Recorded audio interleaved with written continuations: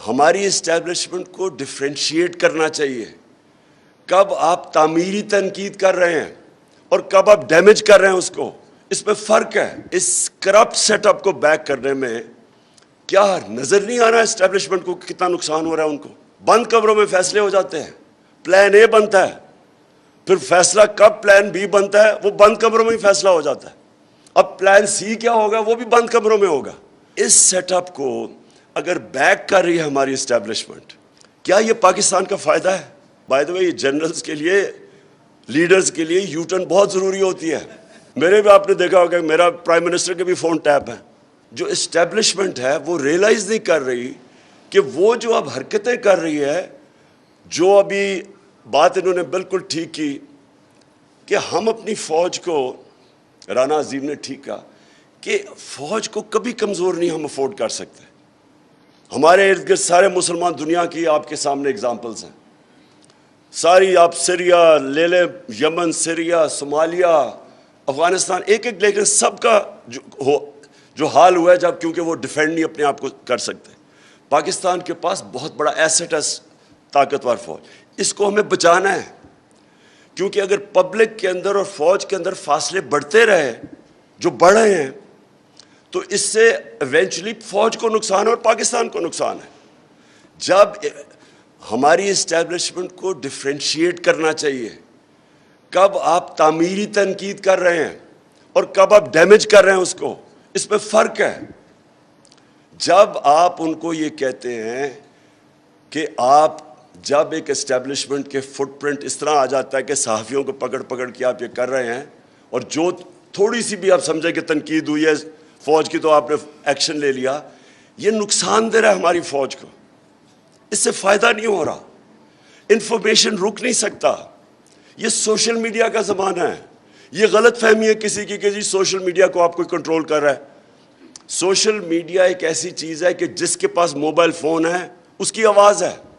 آپ اس کو کنٹرول نہیں کر سکتے، اور آپ کنٹرول کرنے جتنی مرضی کوشش کریں، یہ ایک ایسی اب چیز دکھلائی کسی کے کنٹرول میں نہیں ہے.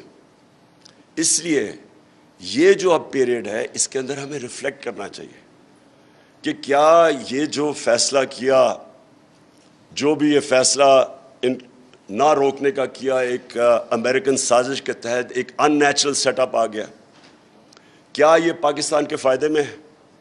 کیا پاکستان کے فائدے میں ہے کہ 1100 ارب روپے آتے ساتھ ہی انہوں نے جو نیب کے اندر کیسز پڑے ہوئے تھے انہوں نے ختم کروا دیے ہیں. سارے جن کے کیسز تھے، اور یہ پچھلے 10 سال کے کیسز تھے، یہ سارے ختم کروا لیے. جو ایف آئی اے کے اندر 16 ارب روپے کا open and shut case Shehbaz Sharif اور بچوں کے، وہ 4 وٹنسز مر چکے ہیں ابھی تک. جب سے یہ آئے ہیں 4 وٹنسز مر گئے ہیں، جس میں مقصود چپڑاسی بھی، اور ایک انویسٹیگیٹر مر چکا ہے ہارٹ اٹیک سے. اور یہ جو عمران ریاض نے جو بتایا کہ ان کو جب وہ جیل سے نکلے ہیں تو ان کو تب سے پرابلمز ہے، صحت کے پرابلمز ہو گئے ہیں، اور وہ سمجھتے ہیں ان کو زہر دی گئی ہے، سلو پوائزننگ کی گئی ہے. یہ انویسٹیگیٹ کرنا چاہیے کہ یہ کمال ہوا ہے کہ ایک دم 4 وٹنسز مر گئے ہیں اور ایک انویسٹیگیٹر اور دوسرے انویسٹیگیٹر کو ہارٹ اٹیک ہوا بچ گیا ہے.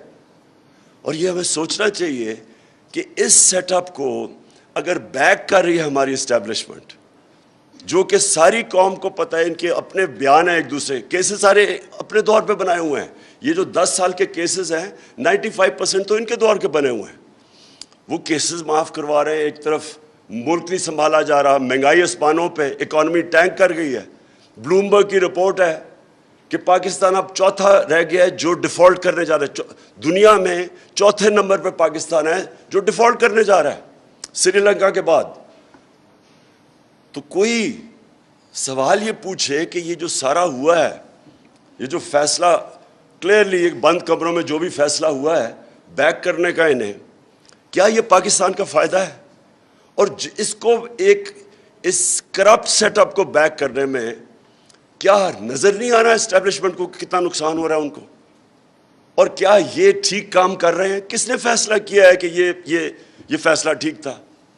بند کمروں میں فیصلے ہو جاتے ہیں، پلان اے بنتا ہے، پھر فیصلہ کب پلان بی بنتا ہے وہ بند کمروں میں ہی فیصلہ ہو جاتا ہے. اب اب پلان سی کیا ہوگا وہ بھی بند کمروں میں ہوگا. جب آپ کے فیصلے اس طرح ہوتے ہیں کیسے ہو سکتا ہے کہ وہ آپ کے فیصلے ٹھیک ہو؟ یہ جو اس طرح کے فیصلے ہوتے ہیں، کیونکہ ہم اسٹیبلشمنٹ کی بات کر رہے ہیں، دنیا کی تاریخ کی اپنے وقت کی دو سب سے بڑی سب سے طاقتور فوجیں، ایک ہٹلر کی اس وقت 1941 میں سب سے طاقتور دنیا کی فوج تھی، اور دوسری نپولین کی. دونوں فوجیں تباہ ہو گئیں روس کے اندر. کیسے تباہ ہوئی؟ روس کی انہوں نے جب اٹیک کیا تو سردی آنی شروع ہو گئی. بڑے لوگوں نے سمجھایا، اپنے جنرلز نے، اپنے ٹاپ کو جو 2-3 تھے، لیکن ڈرتے تھے. نپولین کا بھی بہت بڑا اسٹیچر تھا اور ہٹلر سنتا ہی نہیں تھا. انہوں نے سمجھایا کہ جی سردیاں آ رہی ہیں. جو یو ٹرن کرنی چاہیے تھی، بائی دا وے جنرلز کے لیے، لیڈرز کے لیے یو ٹرن بہت ضروری ہوتی ہے.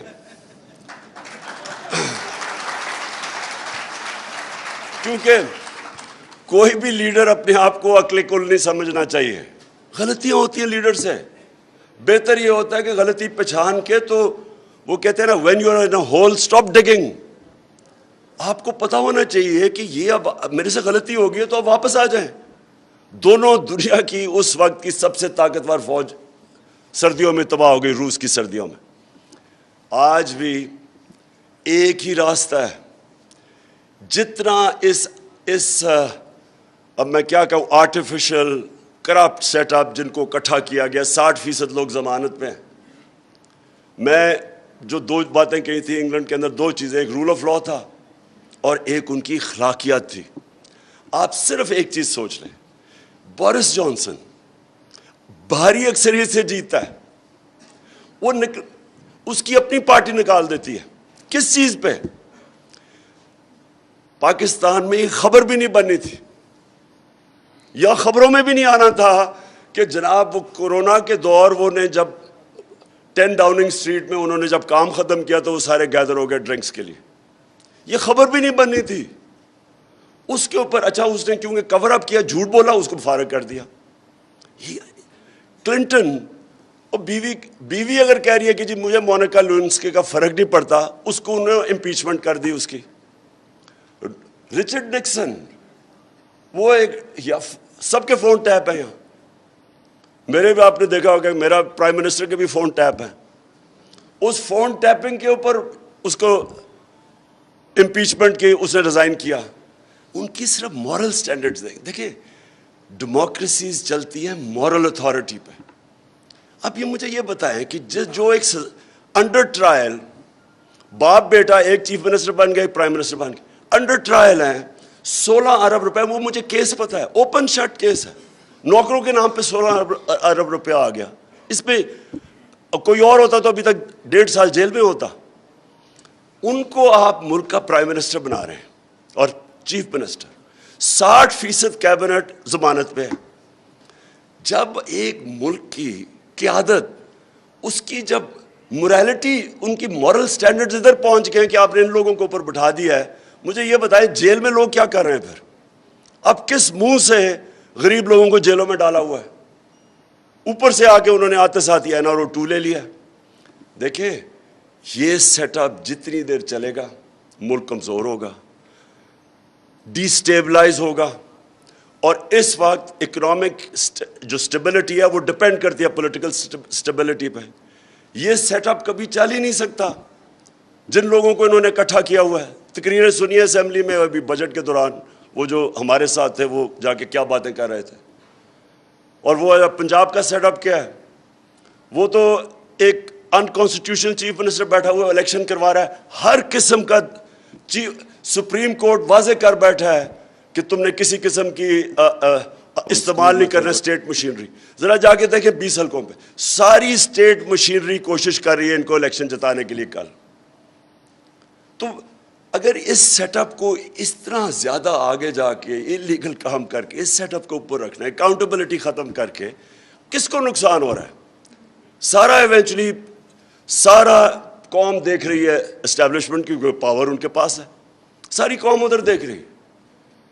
اپنی اسٹیبلشمنٹ، اپنی فوج کو بچانے کے لیے تعمیری تنقید ضروری ہے. ہمارے جو جرنلسٹ ہیں ان کو موقع دیا جائے تعمیری تنقید کرنے کی, کورس کریکشن کے لیے. غلطیاں سب سے ہو جاتی ہیں, سب غلطیاں کر دیتے ہیں, کوئی عقل کل نہیں ہے. لیکن ایک جو تنقید ہوتی ہے وہ ایک جو بھی پاور میں ہوتا ہے اس کے لیے سارا وقت موقع مل رہا ہوتا ہے اس سے ڈفرینٹ اوپینین سن کے کہ میں کدھر ٹھیک جا رہا ہوں کدھر غلط. ایک اس جو بھی اوپر ڈیسیژن میکر ہے اس میں ایبلٹی ہونی چاہیے کہ یہ تنقید خود ہی فیصلہ کرے کہ یہ تنقید تعمیری ہے اور یہ تنقید کے پیچھے ایجنڈا ہے, وہ فیصلہ کرے. لیکن تنقید کو بند کرنا یہ تو اپنے آپ کو ایک فولز پیراڈائز میں رکھنا ہے, اور یہ نقصان سب کو ہو رہا ہے, ساری قوم کو ہو رہا ہے. جتنی دیر تک یہ انسٹیبلٹی چلتی رہے گی اتنی دیر تک اکانومی ہماری نیچے جاتی رہے گی. اور اکانومی اگر 4 نمبر پہ پاکستان ہے ڈیفالٹ کرنے والا, تو خود سوچ لیں کہ پاکستان کی آج کیا پوزیشن ہے. اور میں آج پھر سے کہتا ہوں کہ صرف ایک راستہ ہے, اور وہ راستہ ہے فری اینڈ فیئر الیکشنز. صاف اور شفاف الیکشنز کے علاوہ جدھر آج ہم پہنچ گئے ہیں پاکستان کے پاس اور کوئی دوسرا راستہ نہیں ہے. جو بھی راستہ اختیار کریں گے اس میں مسئلے ہی مسئلے ہیں, اور ایک فیلئر کو ری انفورس کرتے جائیں گے. اس سے اور زیادہ فاصلے بڑھتے جائیں گے قوم میں اور اسٹیبلشمنٹ میں. اور ہماری سب کی کوشش ہونی چاہیے کہ یہ ملک, ہمارے ملک میں ایک طاقتور فوج اس ملک کی ضرورت ہے. اور ہمارے ملک کے اندر یہ بھی ہمیں سمجھنا چاہیے کہ اس ملک کے اندر صرف ایک راستہ ہے, کوئی مارشل لاء وغیرہ کا ٹائم نکل چکا ہے. صرف ایک ہے کہ ہم اپنی جمہوریت کو اسٹرینگتھن کریں. اور جمہوریت کو اسٹرینگتھن کرنے کے لیے جو میڈیا ہے, میڈیا کو آزاد کرنا اور پھر قانون کے تحت لمٹس رکھیں کہ سلانڈر نہ کرے. یعنی جو ساری, میں کوئی نئی چیز نہیں کہہ رہا, صرف جو قانون بنے ہوئے ہیں برطانیہ میں, کیونکہ وہیں سے ہم نے ڈیموکریسی لیا, ان کے قانون لے آئیں. جو وہاں قانون ہے وہ یہاں لے آئیں کہ سلانڈر کا کیا قانون ہے, اور پھر ان کو امپلیمنٹ کریں. اس وقت پرابلم کیا ہے کہ ہمارے پاس اگر قانون ہیں بھی وہ امپلیمنٹ ہی نہیں ہوتے, اس لیے کسی کو فکر ہی نہیں ہے, جو مرضی جس کے متعلق کہہ دے. اور خاص طور پہ سوشل میڈیا کو ریگولیٹ کرنا بڑا ضروری ہے. اس میں ایسا گند آ رہا ہے کہ وہ ہمارے معاشرے کو بڑا نقصان پہنچے گا, تو وہ معاشرے کو بچانے کے لیے ریگولیٹ کرنا سوشل میڈیا کو بہت ضروری ہے. میں پھر سے رانا عظیم آپ کا شکریہ ادا کرتا ہوں.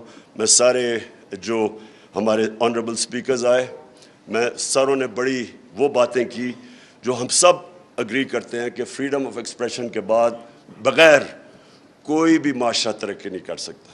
شکریہ جی.